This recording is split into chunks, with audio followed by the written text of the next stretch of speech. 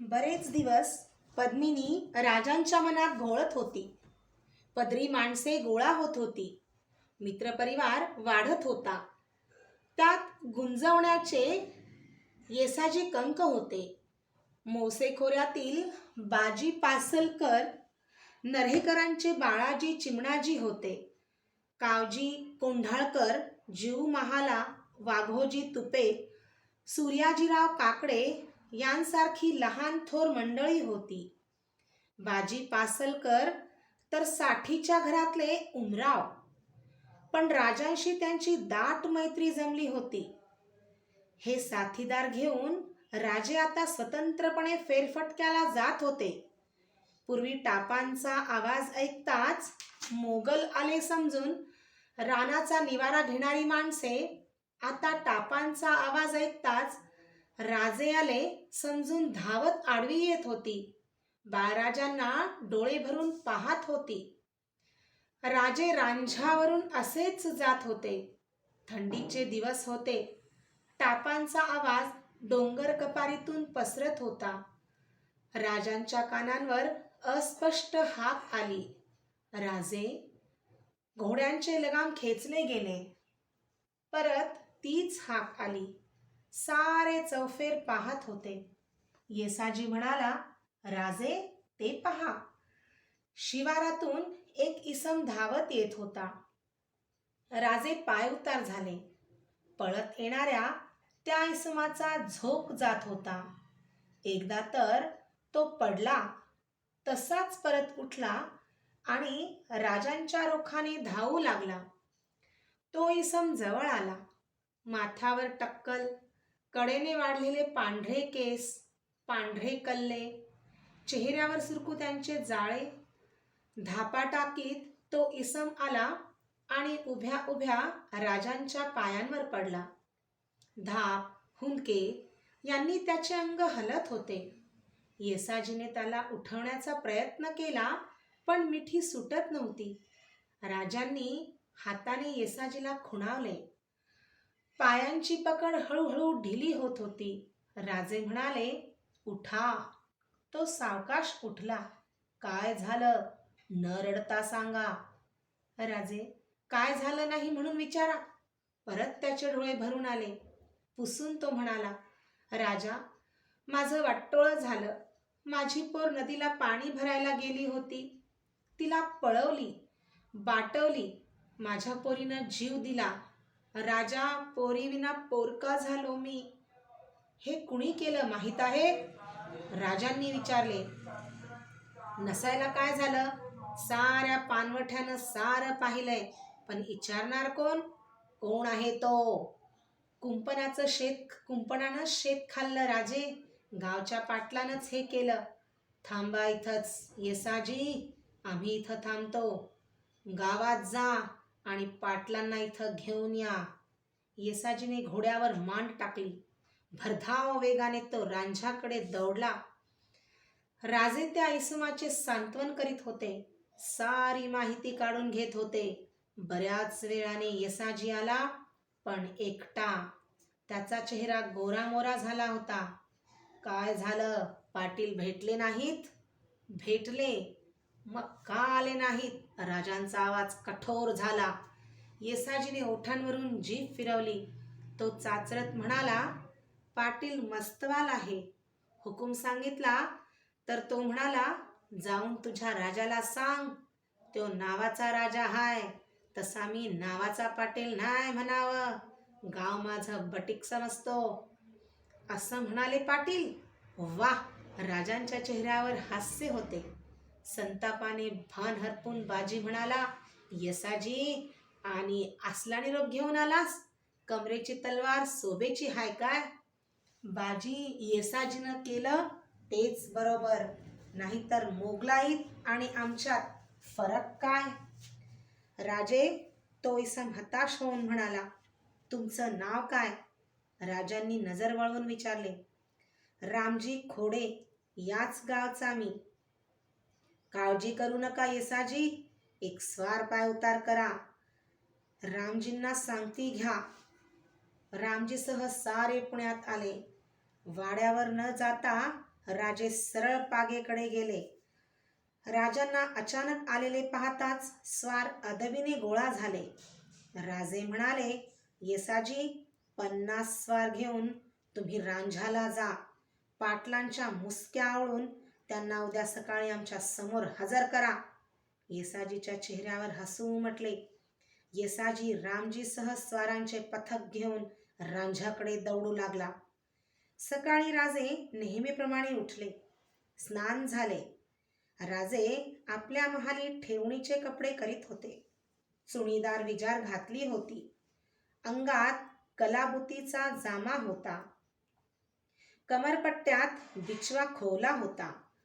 कमरेला तलवार लटकावली होती. दर्पणात पाहून त्यांनी आपला जिरेटोप मस्तकी घातला. कपाळी लावलेल्या गंधावर त्यांची नजर गेली आणि ते हसले. महालात जिजाबाई उभ्या होत्या. राजांनी जाऊन त्यांचे पाय शिवले. आशीर्वाद देऊन त्यांनी विचारले, काय गोंधळ घातलात राजे? दादोजींनाही खबर नाही. सारा चौक भरून गेलाय आणि आज हे सणासुदीचे कपडे बरे? नावाचे का असेनात, पण राजाचे कपडे आहेत. चला मासाहेब, आजचा गोंधळ फार मोठा आहे. खरेच चौक भरला. राजे जाताच मुजरे झाले. पंतांच्या सह सारी दप्तरीची माणसे गोळा झाली होती. राजांनी नजर फिरवली आणि ते बैठकीवर विरासन घालून बसले. येसाजी, पाटलांना हजर करा. काढण्या लावून आणलेले पाटील चौकात पुढे ढकलले गेले. रामजी, हेच ना पाटील? महाराज, हाच तो हरामखोर. राजे, पाटलाने भयभीत हाक मारली. राजे हसले.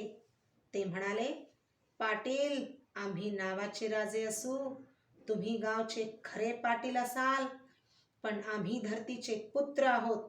परस्त्रीला आम्ही आई बहिणी म्हणून ओळखतो. प्रजेला बटीक समजत नाही. येसाजीकडे वळून त्यांनी विचारले, घडला गुन्हा खरा? होय महाराज. पाटील, प्रजा ही पोरासारखी. ती राखण्याकरिता पाटीलकी दिली आणि प्रजेवर तुम्ही बलात्कार केलात. मुसलमानी सल्तनीचे रिवाज आमच्या मावळात पाळलेत. पाटील, जाब द्या. पाटील पुढे सरसावले. त्यांनी पंतांचे पाय धरले. म्हणाले, पंत, मला न्याय द्या. गोतमुखानं मला न्याय हवा. राजे, पंत म्हणाले. राजे पंतांच्याकडे नजर न वळविता म्हणाले, पंत, तुम्ही यात लक्ष घालू नका. पाटील, जरूर तुम्हाला गोतमुखानं न्याय मिळेल, पण अट आहे. कसली?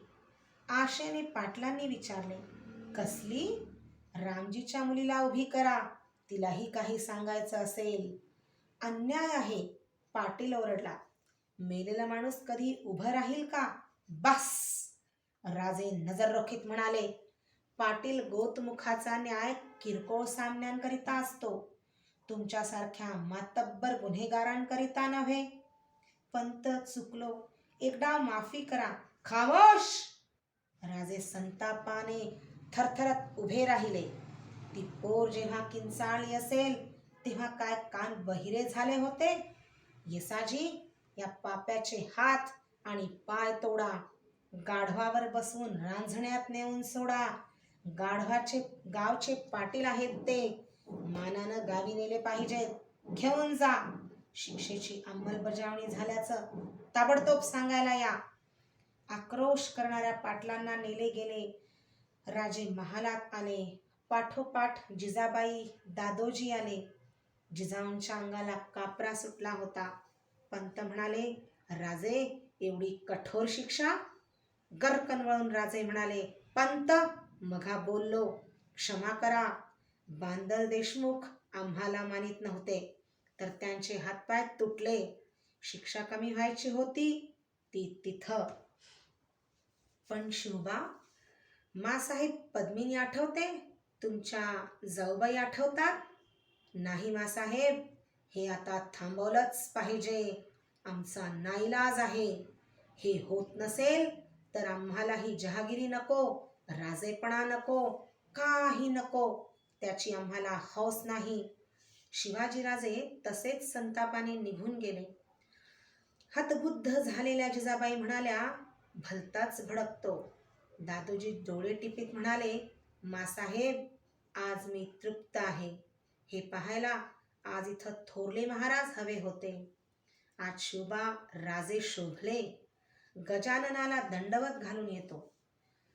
पाटलाचे हातपाय तुटल्याची वार्ता साऱ्या मावळात पसरायला वेळ लागला नाही. सारे राजांना धन्यवाद देत होते. पाटील देशमुखांच्या तोंडचे पाणी पळाले होते.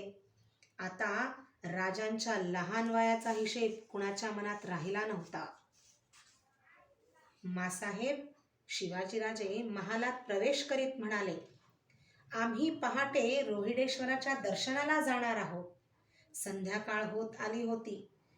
जिजाबाई म्हणाल्या, राजे, संध्याकाळ होत आली. सकाळी तरी सांगायचं नाही? न्याहारी करायची केव्हा? 2 प्रहरीच ठरलं आमचं. दादोजी येत आहेत? नाही. मग बाजी, येसाजी, चिमणाजी, बाळाजी हे सारे आहेत. पंतांना सांगितलं? हो. जा म्हणाले. ठीक आहे. येणार केव्हा? परवा येऊ. मुक्काम? नाचणीलाच करणार. बाजींचं घर आहे तिथं. त्यांच्या घरी राहणार? मग त्यात काय बिघडलं? त्यासाठी म्हणत नाही मी. पण राजे, गरिबांचं घर राजा घरी आला तर पार धुवून जातं. तुमचे लोक, अश्वपथक. मग नाचणीला स्वार सोडू, वर्दी देऊ? तोही गावाला भुर्दंडच ना. मग काळजी करू नका राजे, तुम्ही जरूर बाजीकडे उतरा. पण स्वारांचा शिधा आत्ताच रवाना करा. मी काढून द्यायला सांगते. स्वारांना रांधून घ्यायला सांगा. शुभा आनंदाने बाहेर गेले. आळंदी, जेजुरी यांसारखी ठिकाणे फिरायला राजांना फार आवडे. त्यातच रोहिडेश्वराची भर पडली होती. डोंगरांच्या उंच माथ्यावर दाट जंगलात हे शंकराचे मंदिर होते. निसर्गाने नटलेल्या त्या मुलखाने शिवाजीच्या मनात ओढ निर्माण केली होती. रोहिडेश्वराच्या अनेक वेळच्या दर्शनात दादाजी, नरसप्रभू गुप्ते यांसारखी मंडळी जिव्हाळ्याची बनली होती. भर दुपारची वेळ असूनही रोहिडेश्वर कसा शांत होता. गार वारा अंगात चैतन्य आणीत होता. समोर पसरलेला मावळ विलोभनीय वाटत होता. शंभूचे दर्शन घेऊन सारे देवासमोर बसले होते. राजे काही बोलत नव्हते. चिमणाजी नरेकर म्हणाले, राजे, आज आपण बोलत नाही. काय बोलू चिमणाजी? नुसतं नावाचं राजेपण मिरवणाऱ्यांना काही बोलता येत नाही, चालता येत नाही. कोण नावचे राजे? आम्ही, दुसरे कोण? पहा गुप्ते, सारा मुलूक कसा बेहोश पडल्यासारखा वाटतो. पूर्वी निजामशाही, आता आदिलशाही. पण मुलूक काही बदल नाही.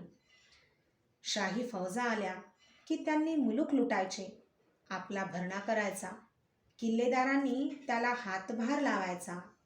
आणि लोक तरी किती निर्लज्ज, हे सारं सहन करतात. बेचिराख झालेली गावं तिथंच उठवतात.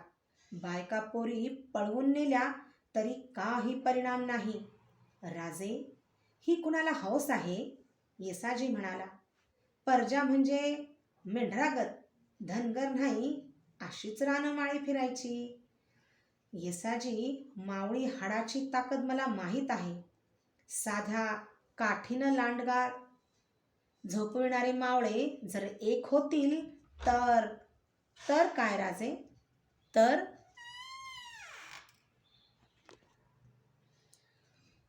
काय सांगू? राजांची छाती रुंदावली तर आमच्या दैवतानं असं डोंगर कपारी दडावं लागणार नाही. बाया बापड्यांना मोकळ्यावर वावरायला अशी भीती वाटायची नाही. लोक कोण, राज्य कुणाचं? पण हे जमणार कसं? न जमायला काय झालं? हे जहागीरदार, देशमुख, पाटील, कुलकर्णी एक झाले तर केवढी प्रचंड ताकद वाढेल. विजापूरची ताकद कमी आहे होय? बाळाजीने शंका काढली. आहे ना, आम्ही बघून आलोय ती. उंटावरून शेळ्या हाकणारी जात बादशहाची. बाळाजी, रामाजवळ कोणाचं सैन्य होतं?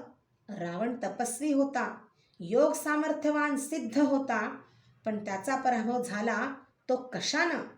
माकडांच्या मदतीनं राक्षसांचा पराभव.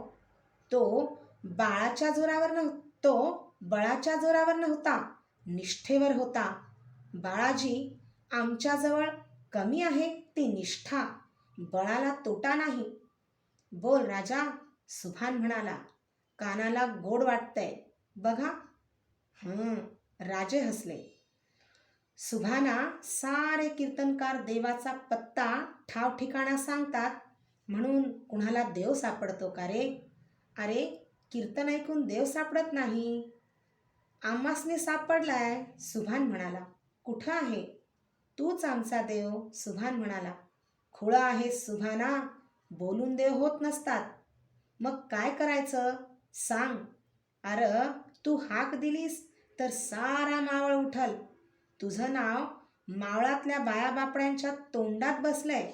देसाई, देशमुख, देशपांडे तुझ्या वाड्याचा उंबरठा झिजवत्यात ते काय उगीच? तसं नसतं तर रांझ्याच्या पाटलाचं हातपाय तोडलंस तेव्हा गप बसली नसती सारी. अरे, रांझ तुझ्या वाटेकडे डोळे लावून बसलंय. राजे उठत म्हणाले. चल सुभाना, विचारांनी डोकं फिरायची पाळी आली आहे. शंकराला दंडवत घालू, त्याला सांगू, त्याच्या मनात असेल तर सारं होऊन जाईल. नाचणीला येसाजी वाट पाहत असेल. नाचणी चिमुकले 150-200 वस्तीचे गाव, डोंगराच्या कुशीत वसलेले. सारे गाव राजाची वाट पाहत होते. घोड्याच्या टापांनी एवढेसे गाव भरून गेले. येसाजीची छाती अभिमानाने फुलून गेली. गावचे पाटील म्हणाले. राजे, येसाजीच्या पुण्याईनं आपले पाय गावाला लागले, वाड्यात चलावं. का? येसाजी आम्हाला घराबाहेर काढणार काय? तसं कसं होईल? पाटील, आम्ही या खेपेला येसाजीचे पाहुणे. पुढच्या खेपेला तुमच्याकडे येऊ. बसक्या घराच्या कट्ट्यावर घोंगड्या पसरल्या होत्या. राजांनी पाय धुतले. ते कट्ट्यावर बसले. येसाजीची आई, बायको बाहेर आली. राजे उठले. त्यांनी हात जोडले. येसाजीच्या आईने पाय धरताच ते वाकले. म्हातारीला उठवत ते म्हणाले. आई, येसाजी सुद्धा माझ्याहून मोठा. तुम्ही त्याच्या आई. जसा येसाजी तसा मी. तुम्ही आशीर्वाद द्यायचे. राजे परत बसले. सारा गाव गोळा झाला. पीक पाणी, अडीअडचणी साऱ्या गोष्टी सांगितल्या जात होत्या. येसाजीचे सख्य पाहून लोकांची भीड चेपली होती. त्याच सलोख्याने राजांना ते भेटत होते. त्याच वेळी हवालदार येऊन मुजरा करून उभा राहिला. राजांनी विचारले, सारी सोय लागली ना?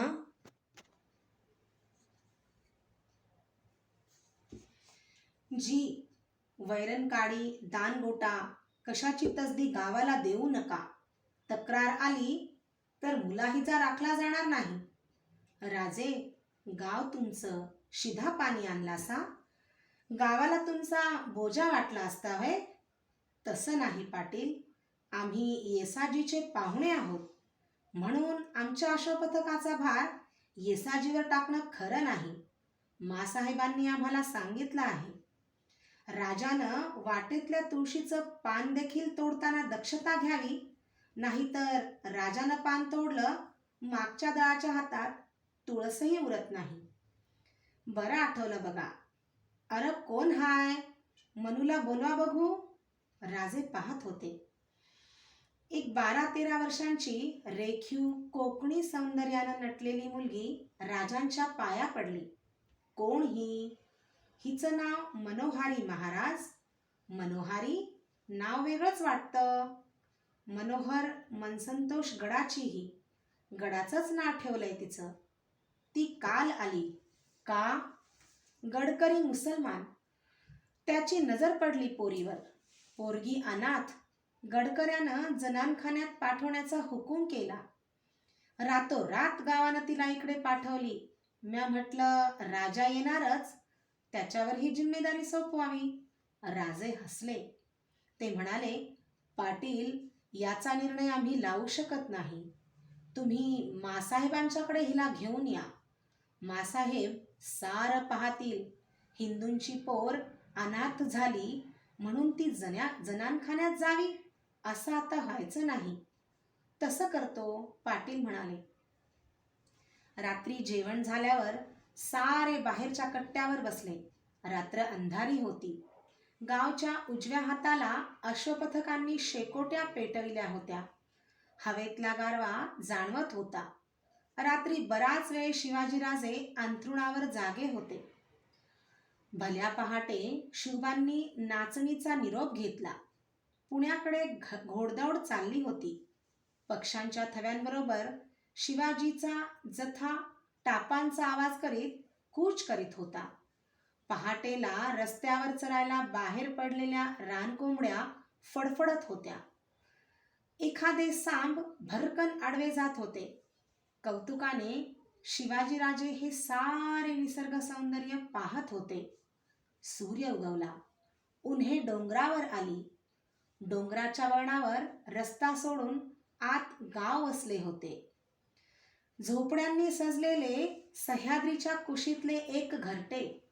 गावाच्या वर डोंगरकडेला माणसे गोळा झाली होती. राजांनी हात उंचावला. अश्वपथक थांबले. बाजी, गावचे लोक सकाळच्या वेळी डोंगरकडेला का? बाजीने पाहिले. तो म्हणाला, कोणीतरी गेलं असेल. तसं वाटत नाही मला.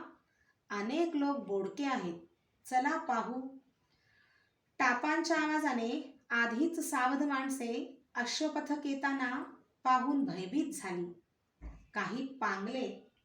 गावाला वळसा घालून घोडी जवळ गेली. राजे पायउतार झाले. लोक पाया पडत होते. वाट देत होते.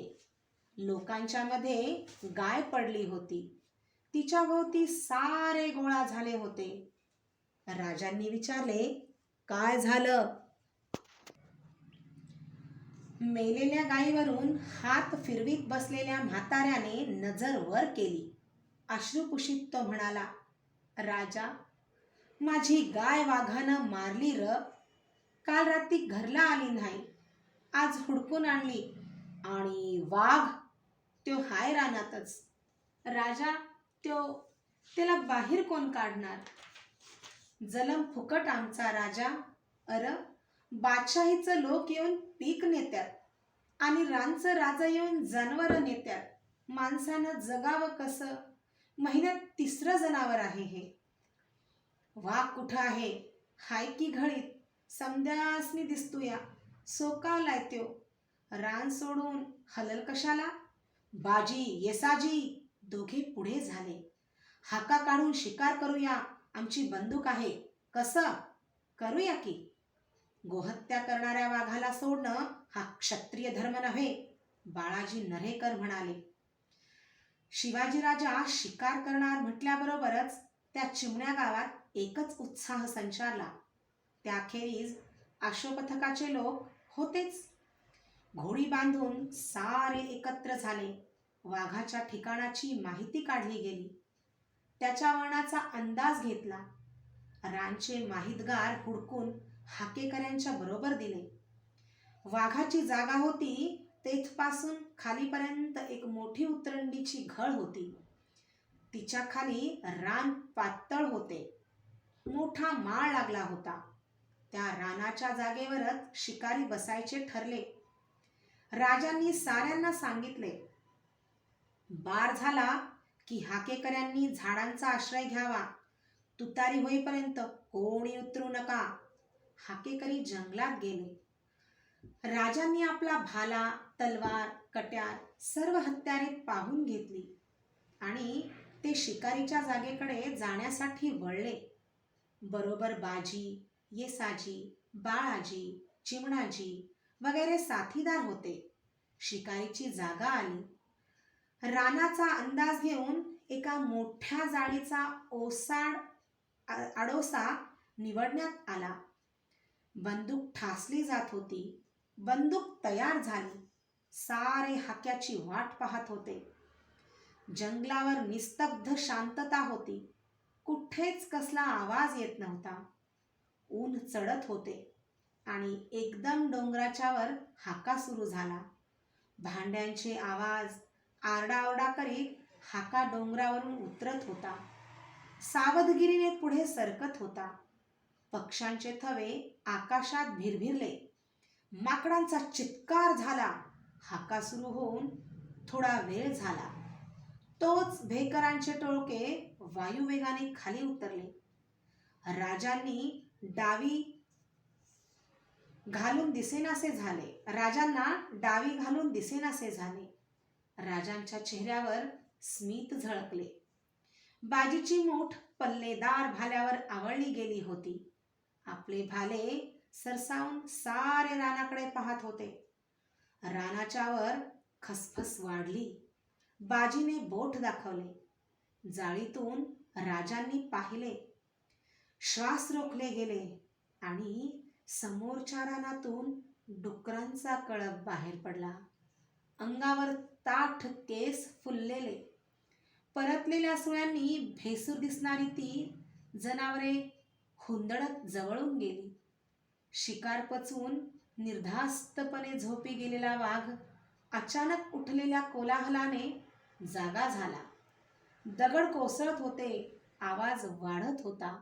संतापाने गुरगुरून त्याने शेपटी फुलवली आणि चपळतेने तो गुहेबाहेर पडला. धीमी पावले टाकीत आवाजाच्या बाजूला पाहत तो घळण उतरत होता.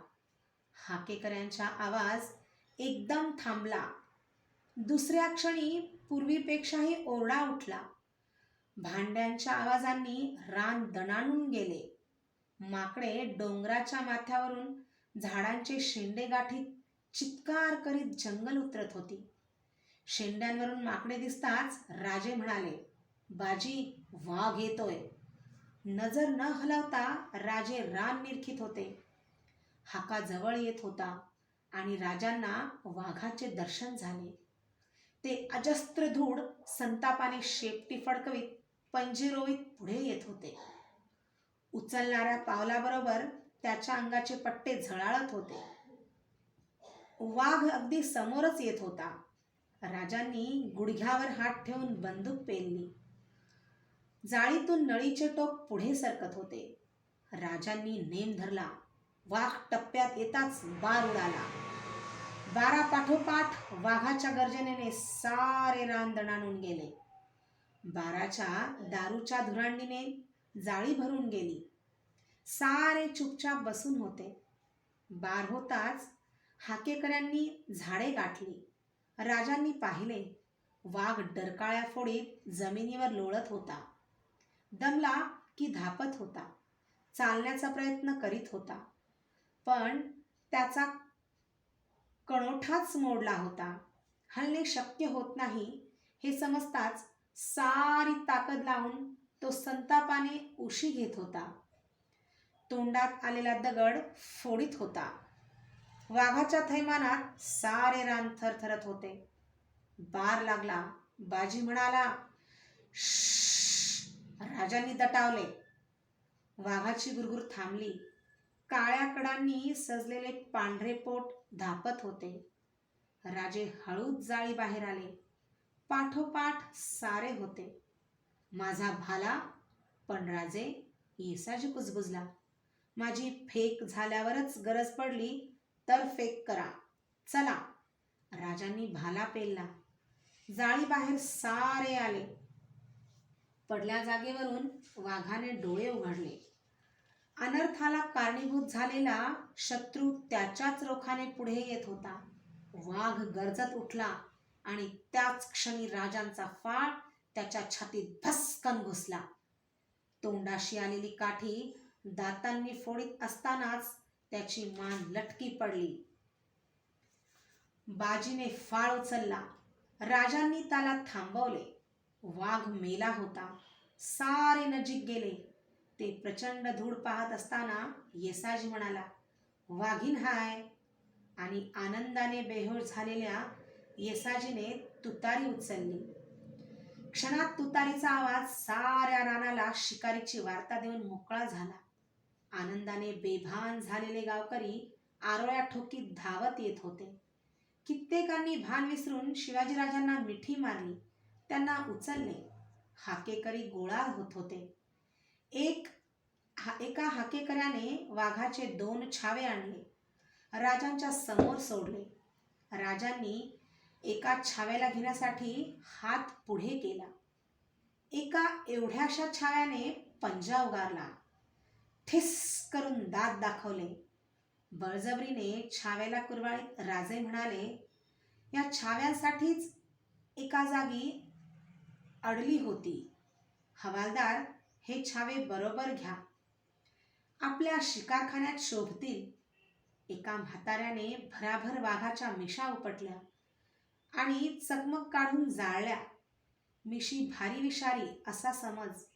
म्हाताऱ्याचा ऊर भरून आला होता. पचकन वाघावर तो थुंकला आणि म्हणाला, शेराला 1.25 शेर एक ना एक दिवस भेटतोच. म्हाताऱ्याने राजाला हलू दिले नाही. थोड्याच वेळात गावातून करडी लेझीम आली. वाघाचे पाय वाशावर बांधले गेले. वाघ उचलायला 10 जण लागले. साऱ्यांनी उत्स्फूर्त आरोळी ठोकली. शिवाजी महाराज की जय. पाठोपाठ राजांना उचलले गेले. माणसांच्या खांद्यांवरून राजांची मिरवणूक निघाली. संकोचून राजे पाहत होते. बाजी, येसाजी, चिमणाजी राजाकडे पाहून हसत होते. गावाचा निरोप घेत असता राजांनी विचारले, गावाचं नाव काय? म्हातारा म्हणाला, कुठलं गाव? वरिस्तुदिक झालं नाही गाव करून, मग वाघमार नाव ठेवा.